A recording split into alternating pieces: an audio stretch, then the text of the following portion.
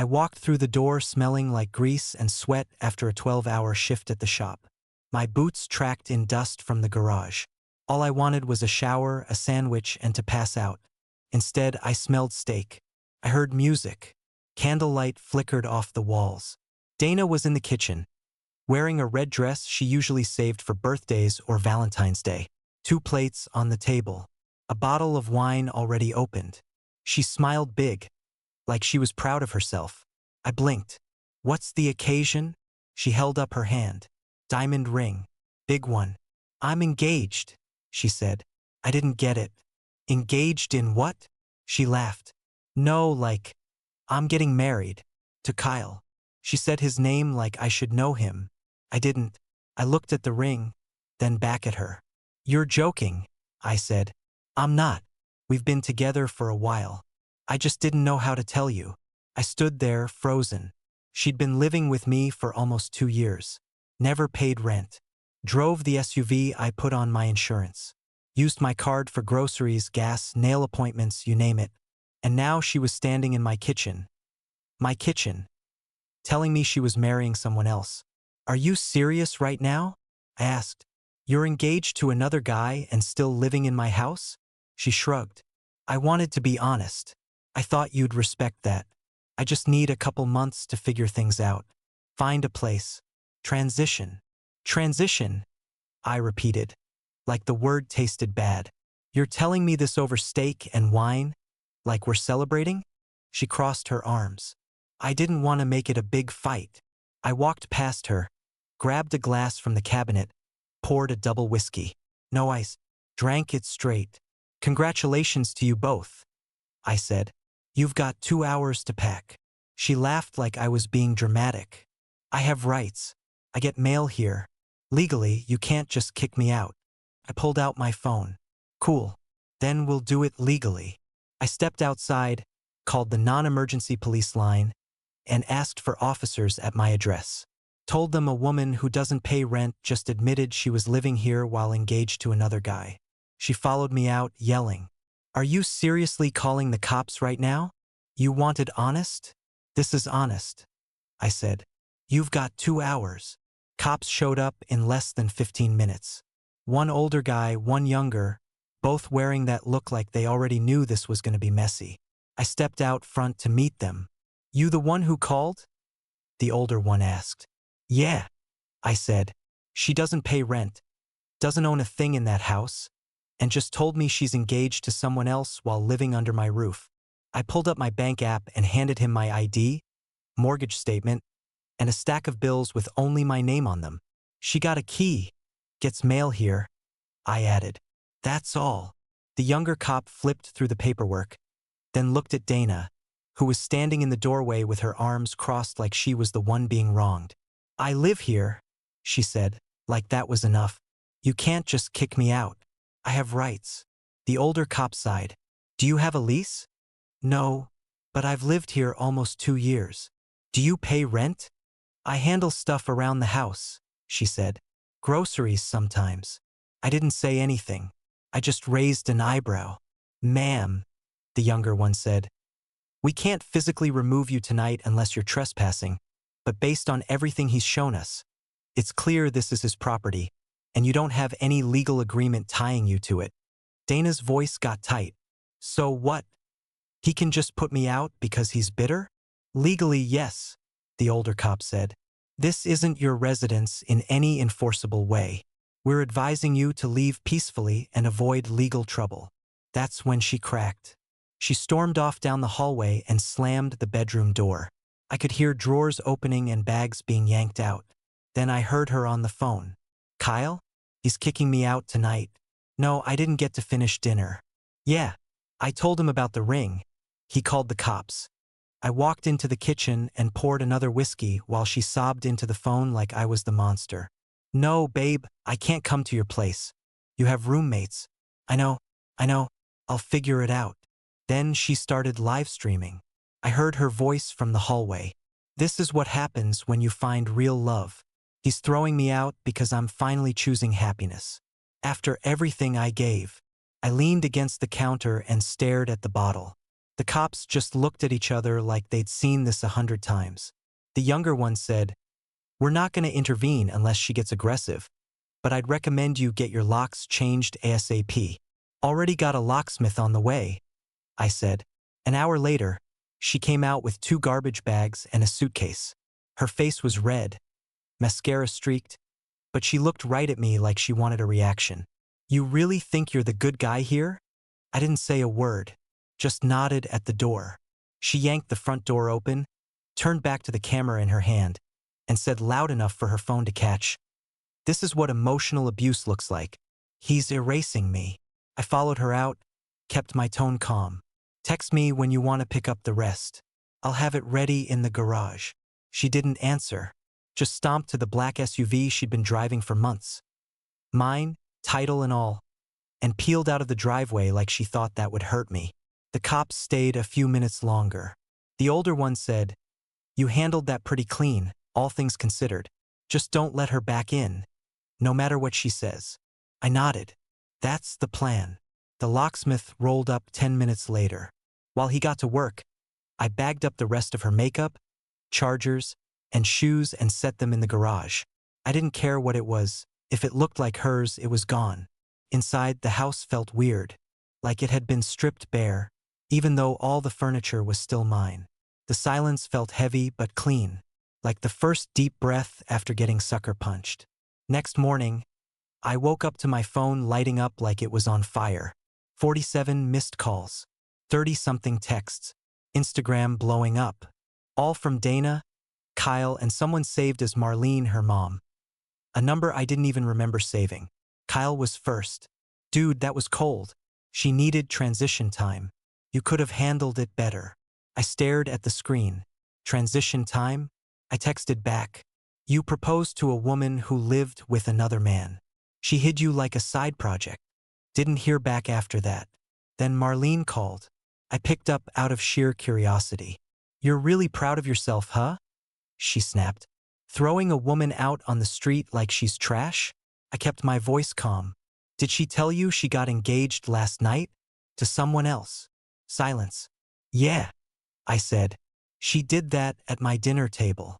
Then said she needed 2 months to transition. She'd been with Kyle for a while behind my back." Marlene's voice cracked. "She what?"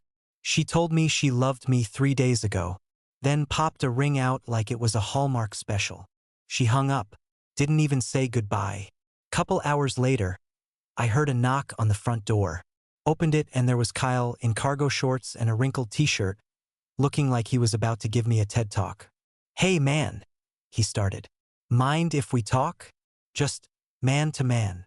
I stepped out and shut the door behind me. "Make it quick." He rubbed the back of his neck. "Look, I didn't know about you. Dana told me you were just her roommate. That things were complicated but over." I laughed once, hard. "Roommate? You think roommates buy the groceries, pay the bills, and cover spa days?" His face fell. "She said she didn't have anywhere to go. I thought maybe you guys just had a weird situation. Every piece of furniture in that house is mine. Every appliance, every plate, every damn candle. She didn't bring a single thing into that home but her drama." He looked at the ground like a kid who got caught cheating off the wrong test. "She said you were controlling," he mumbled. "Yeah? She say that before or after she used my card for her girls' trip in June?" He didn't respond. "She was with you, wasn't she?" I asked. That got his attention. He looked me dead in the eye, and for the first time I saw it. Panic. "She said you guys were broken up by then, right?" I said. "That why she was still sleeping in my bed the week after?" He stepped back like I'd shoved him. Man, I didn't know." "You do now," I said and walked back inside. I didn't slam the door. Didn't need to. The silence behind it did the work. That night, I installed 2 more cameras, one facing the driveway, one on the back gate. I wasn't taking any chances. Not with people like Dana who think cameras are just props for Instagram, and not with guys like Kyle who don't seem to think past the next excuse. By midnight, I had motion alerts set, doors locked, and everything synced to my phone. If either of them so much as stepped onto the property, I'd see it before they did. Next morning, My buddy called me laughing before I was even out of bed. Bro, Dana's on Facebook blowing a gasket. You might want to check that. I opened the app. There she was, front and center, makeup done, crying into the camera like she was on reality TV. She titled the video, "The Truth About My Abusive Ex Who Kicked Me Out for Finding Love." 53 comments. Already shared a dozen times. She called me controlling, said I wouldn't let her leave, claimed I monitored her phone and refused to support her dreams, said I trapped her financially, and threatened to ruin her life when she tried to get free. I felt my jaw lock. She really had the nerve to flip it like that. I didn't argue. I didn't make a video. I just posted a single screenshot to my story. It was from the week before the engagement dinner. Her text, "Hey babe, can I borrow $300 for that Invisalign thing? I'll pay you back soon. Love you." Then a second screenshot. "Kyle says he'll cover the hotel for the weekend spa thing, but I need gas. Can you spot me?" Under it, the charge for $178 from my credit card. Same spa she tagged herself at with Kyle 2 days later. I added one line. This was 5 days before she got engaged. Didn't tag her. Didn't name call. Just facts. By lunch, my notifications were on fire.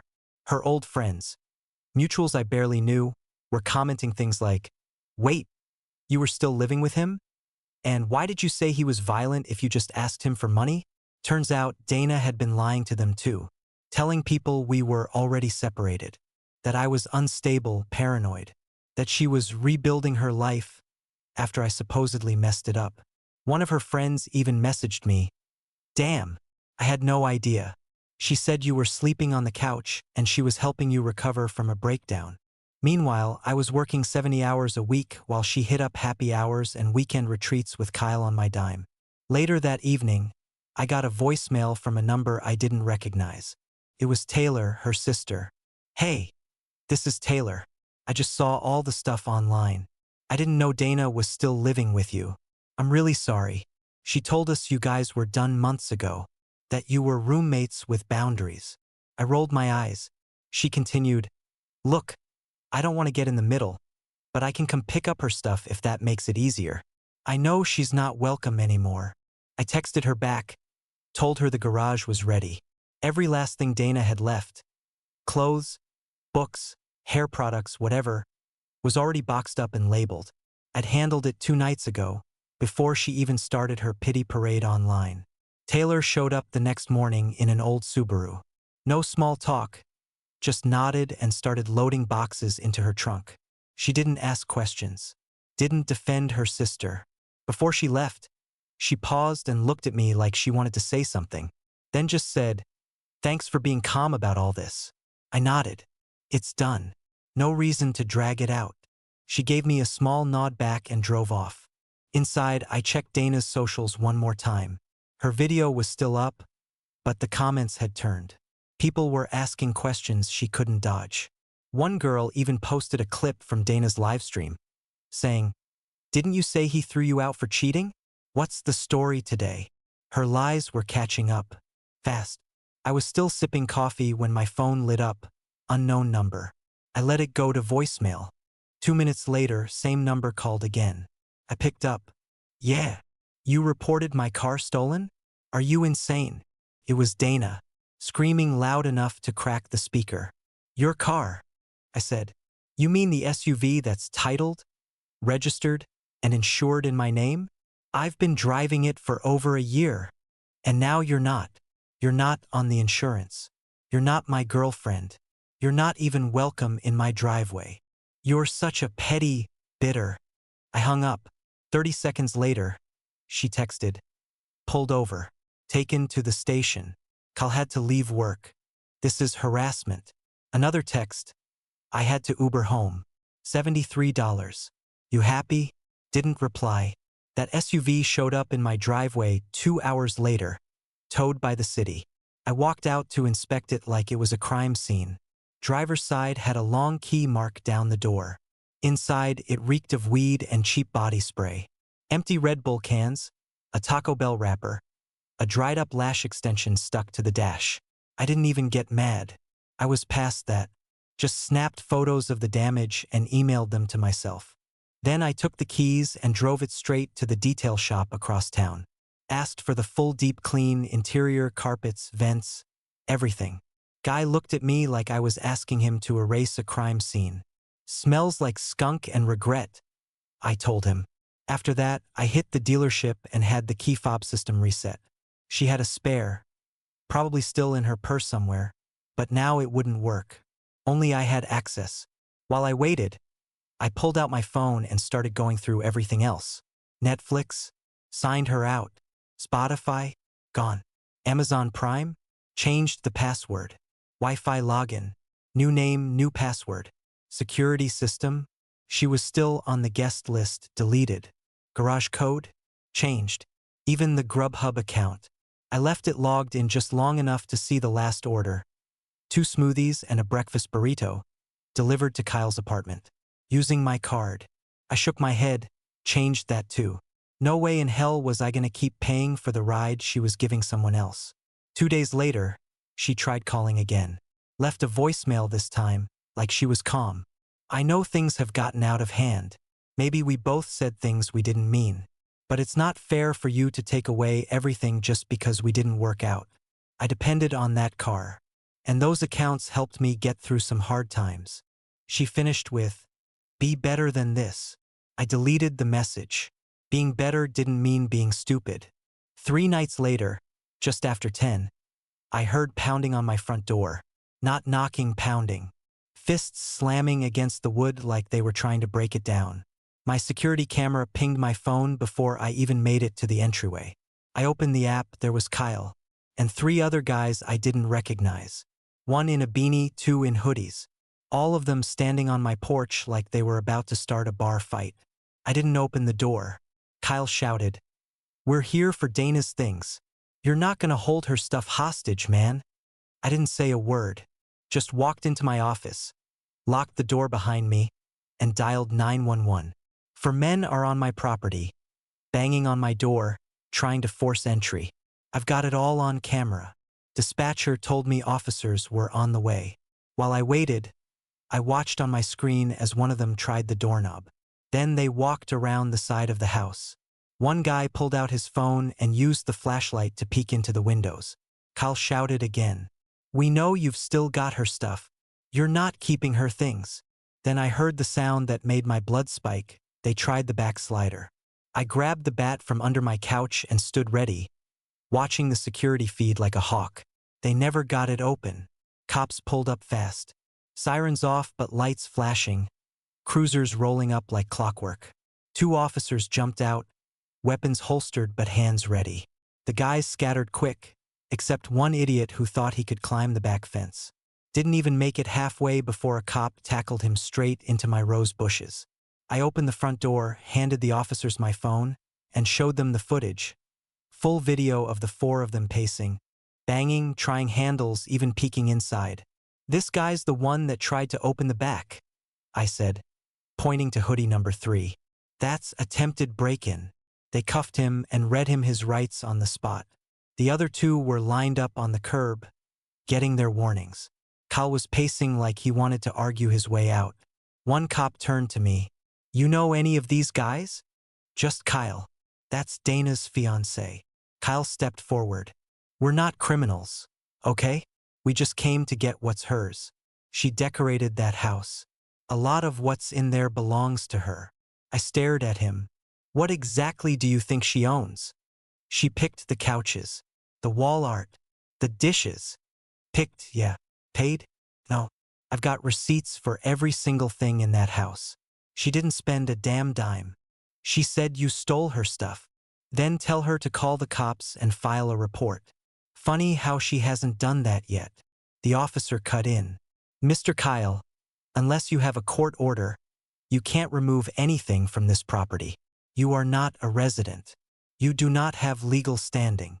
Kyle's face twisted. "So what? She gets nothing?" "She got out without charges," I said. "I'd call that a win." The cop looked at him. "You come back here again, all of you will be arrested. Next time, we won't be giving out warnings." Kyle didn't respond. He just clenched his jaw and turned back to the street like he was still deciding if he wanted to throw a punch or cry. They all left without saying another word. Cops waited until they were fully gone before taking the cuffs off the guy who got tackled and loading him into the cruiser. "You should press charges," one of the officers told me. "I'll think about it," I said, but I knew I wouldn't. Not unless they came back. When the street was clear again, I walked back inside and rearmed the alarm. I checked every window and door, made sure every lock clicked tight. Then I opened the camera app and took a screen grab of Kyle standing on my porch with his fists in the air. Saved it in a folder called Idiots Who Test Me. That was the last time I ever saw any of them. 2 weeks after that mess on my porch, I got a call from an unfamiliar number. I almost ignored it, but something told me to answer. "Hi, this is Marlene, Dana's mother." I stayed quiet. "I'd like to meet," she said softly. "Not to argue. I need to understand what really happened." We met that afternoon at a diner off Highway 12, one of those places with cracked vinyl booths and burnt coffee. She was already sitting in the corner when I walked in, stirring her cup even though it was empty. No makeup, no smile. Just a woman who looked tired down to the bone. "Thanks for coming," she said. I sat across from her. Figured it was time somebody wanted the truth. She nodded. "Dana's been saying some awful things online." I didn't know what to believe. "She told me you stole her car and locked her out of her own home." I pulled out my phone and set it on the table. Opened the folder labeled Receipts. Photos of the car, title, text messages, screenshots, everything. "Here," I said. "All of it's mine. Every single thing she used." She was living rent-free while lying about being engaged to another man. Marlene scrolled slowly, her face draining of color. When she hit the text where Dana wrote, "I love you," 5 days before flashing that ring, she froze. "She really said this to you right before?" she asked. "Right before." She leaned back, covering her mouth. "God help me. She's done this before." I didn't say anything, just waited. "She's always been like this," Marlene whispered. "Ever since high school. She spins things, makes herself the victim, jumps from one man to another when the story gets too messy. We thought she'd grow out of it." I could tell she wasn't excusing it, just admitting the truth out loud for the first time. "I'm sorry," she said. "You didn't deserve that." I shrugged. "I just wanted my life back. That's all." She reached into her purse, pulled out a plain white envelope, and slid it across the table. "This isn't payment. This is an apology. From me and her father." I stared at it. "What's in it?" $5,000. "I know it won't fix what she did, but it's the least we can do for letting her use you the way she did." "I can't take that," I said.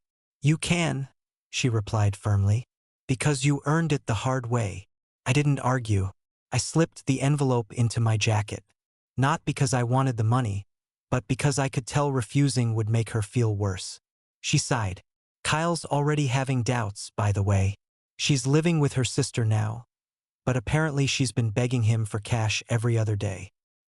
He's realizing she's not who she said she was." "Guess I could have told him that," I said. "He wouldn't have listened," Marlene said. "None of them ever do." She finished her coffee, looked at me one more time and said quietly, "You handled it better than most." I'd have lost my mind. I gave her a small nod. Maybe I did. I just didn't show it. When she left, I sat there for a while, staring at the empty cup across from me. The truth was, I didn't feel vindicated. Just done. Like the whole thing had finally hit its wall. I was changing the oil in my truck when Taylor called again. She didn't even say hi, just launched right in. "She's driving me insane." I wiped my hands with a rag. "What now?" "She sleeps till noon. Doesn't help with anything. Won't get a job. And she's got this fake wedding Pinterest board like she's planning a damn royal ceremony." I snorted. "Who's the groom this week?" "Still Kyle for now. But she keeps posting these weird quotes like, 'The right man stands by you through your healing.' Like she's the victim in all this." I leaned on the truck hood. "Let me guess. Still calling me controlling?" "Oh, she tells everyone you were obsessed." Says you guys had an open relationship and you got jealous when she found real love. I laughed hard enough to choke. Open relationship? She cried when I didn't text back fast enough. She flipped if I liked a picture of a dog posted by a woman. Tell me about it, Taylor sighed. Bradley doesn't even come around anymore. Last time he visited, she told him he couldn't bring up anything negative about Kyle or you. Like at all. Said it was bad energy. He dipped halfway through dinner. Smart kid, I said. 2 weeks later, my phone buzzed again. Taylor. She won't leave. I paused mid-rep at the gym. What? She's been staying in our guest room since Kyle kicked her out. I sat up. Wait. Kyle dumped her? Taylor groaned. Oh, you haven't heard the latest. She told him she was pregnant. My jaw clenched. You're kidding. Nope. She even bought fake test strips online. He caught her laughing about it on the phone with a friend. She said it was the only way to lock him down. Jesus. He freaked, obviously. Told her to get out. She came crying to us like we're some kind of shelter. We gave her 30 days to figure it out. I shook my head. Let me guess. She's not moving? Nope. Says family can't evict her. Claims she has rights because her mail comes here now. I rubbed my temples. She learned that line real fast. She has no money, no job. Just keeps posting quotes like a queen never begs. She waits. But she's literally begging Kyle to take her back in the same breath. She ever apologize for any of this? Taylor laughed. She says she did nothing wrong. That everyone misunderstood her truth. She says the world just wasn't ready for a woman like her. That's not deep, I said. That's delusional. I've got my dad coming to stay next week, she said. If she's still here, it's gonna be a showdown. You gonna call the cops? If I have to, she said. But it'd be a hell of a lot easier if she just took the hint and left with some dignity. Yeah, I said. But Dana doesn't do dignity. She does drama. Thanks for listening, Taylor said. I'm exhausted. Believe me, I said. I've been there. She hung up, and I stared at my phone for a second. Every time I thought it couldn't get more pathetic, Dana found a new level to dig to. Lying about pregnancy, burning every bridge in her own family. She wasn't imploding. She was setting fire to her whole life and calling it self-expression. About a week later, I got an email from a no-name law office with a Gmail address and a blurry logo that looked like it was made in Microsoft Paint. Subject line: Cease and desist. Immediate action required. I opened it. Some lawyer, if you could call him that, claiming I owed Dana 50 grand for emotional damage, loss of reputation, and slander via social media. He even threw in a line about intentional distress caused by abrupt eviction. I laughed, out loud, forwarded it straight to my attorney. She called me within an hour. You ready to play hardball? Born ready. We hit back with a full counterclaim. $48,000 in back rent, utilities, food, vehicle costs, and shared expenses. Itemized. With receipts. Let's see how her little circus lawyer likes that, my attorney said. Turns out, he didn't. Dropped her like a bad habit 3 days later. Dana didn't stop, though. No, she tried filing her own small claims case, repping herself like she was Elle Woods without the brains or the law degree. I got a copy of the filing in the mail. Address listed? Kyle's old apartment. That alone was wild, because she wasn't even supposed to be staying there anymore. And since the filing became public record, her business hit the internet like wildfire. What she didn't know was that Kyle's roommates had been fed up for a while. They installed cameras legally in the shared spaces because stuff kept going missing. Footage showed Dana bragging about the fake pregnancy. She told one of her girlfriends, he was about to walk, so I had to give him a reason to stay. What's a little scare? Then she laughed. Kyle saw the video and finally woke up. He handed it straight to the police and asked for her removal. She fought it, tried to say it was illegal to film her. Didn't matter. Judge said it was a shared residence, common area, clearly disclosed by the lease. Not only was it legal, they even praised the roommates for protecting themselves. She was out that night. Her last move? Posting a story saying she'd been illegally surveilled and violated by toxic men. Nobody cared. By then, her story had flipped so many times, even her followers didn't know what to believe. Half the comments were just people asking what actually happened and why every post contradicted the last. She deleted the video by morning. 3 months later, I was flipping through mail when I spotted a red envelope with snowflakes on it. Marlene and Robert written in neat cursive. Inside was a holiday card with a handwritten note. "We're in therapy now, working on breaking the cycle. Thank you for your patience and your honesty." Tucked behind it, a check for $2,000. No explanation, just a small PS. "We hope you accept this with peace." I slid it into the drawer with the other one. I hadn't touched the $5,000 yet. I didn't need it, but I kept it. Maybe because it was the first time Dana's family took real responsibility for the chaos she left behind. Taylor and I still texted here and there. Nothing deep. She finally kicked Dana out 2 weeks before Halloween. Told me Dana packed 3 trash bags and left like it was her idea. She said the environment was toxic, Taylor wrote. I replied, "Toxic to freeloaders, maybe." She sent back the laughing emoji. Only time I let it slide. Last I heard, Dana was back living at her parents' place, working part-time at a nail salon and still trying to build sympathy online. Said she was emotionally rebuilding after betrayals from weak men. She also posted she was engaged again. Some guy named Travis from Florida. Met him in a gaming chat room. Never met in person, but they were spiritually aligned. Kyle? Word got around he got kicked out of his place for bringing too much drama. Last update said he's living with his mom now, working at a vape shop. I didn't care either way. As for me, yeah, I started seeing someone. Amy. No games, no drama. Own apartment, full-time job. Doesn't let me pay for her groceries without a fight. First time I tried to cover dinner, she slid her card to the waitress before I could reach mine. Said, "I don't need a man. I want one." That stuck with me. My house? Quiet. Clean. No more half-done vision boards or chaotic makeup explosions on the bathroom counter.